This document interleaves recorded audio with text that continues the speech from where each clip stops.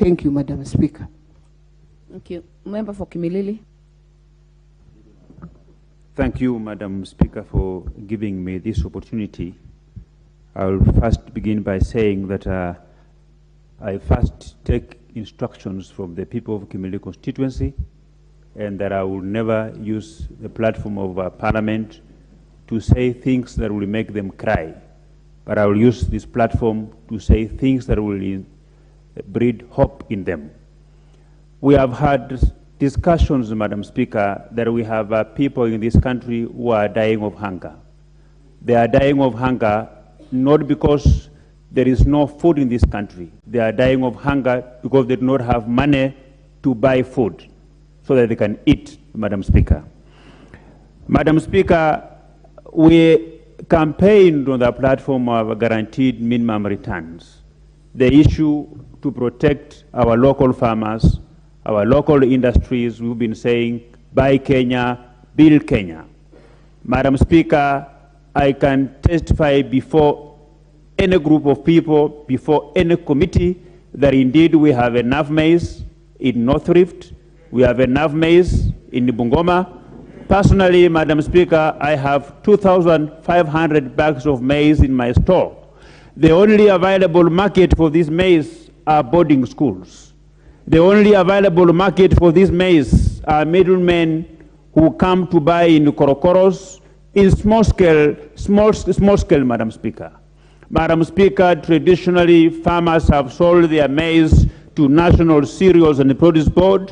This government entity as we speak today is closed.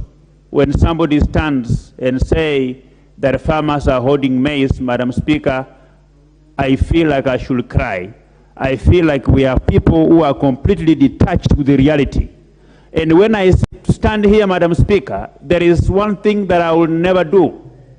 I appreciate the efforts of government of Kenya, led by our President William Ruto, to improve the life of every single citizen in this country. And I will always assist him by not being a chester in the royal crown. I will always say we are naked as a government. I will never mislead the government by saying we are not naked when we are naked, Madam Speaker.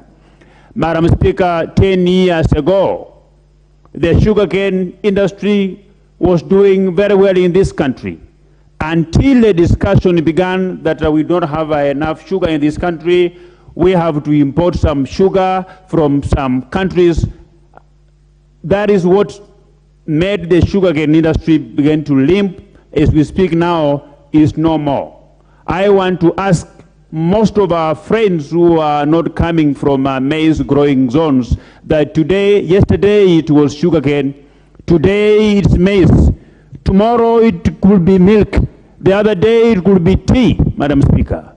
Even when we reach a time when we have no maize in this country, we don't have to import GMO. We can import maize from Uganda. We can import maize from Tanzania. We can import maize from parts of the African countries that grow good maize, Madam Speaker. Madam Speaker, I want to challenge the Honorable Moses Kuria. I felt like I should not respond to him, but because I was not sure whether, when he made that statement, whether he was coming from a bar or a church. So that's why I will decide to engage him. And that was a very reckless statement. It's a statement that doesn't inspire hope in our people, Madam Speaker. Madam Speaker, I want to tell this country that even during the time of Jesus, the very many people who led to the spread of the gospel were not very many. They were very few. The majority were persecuting those who are found with the Bible. And I want to assure Kenyans that I will continue to advocate for no importation of maize until we have mopped up enough maize in this country. Before we go to that, Madam Speaker, we should revive the National Strategic Reserve and ensure that it have got enough maize there, Madam Speaker.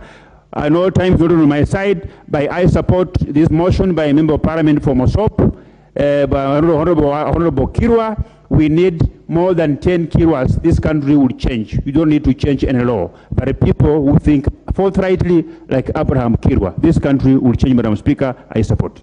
Thank you. Member for Endebess, Dr. Pukosa. Thank you, Madam Speaker, for allowing me to contribute. And I want to pick from where my colleague, Honorable Didimus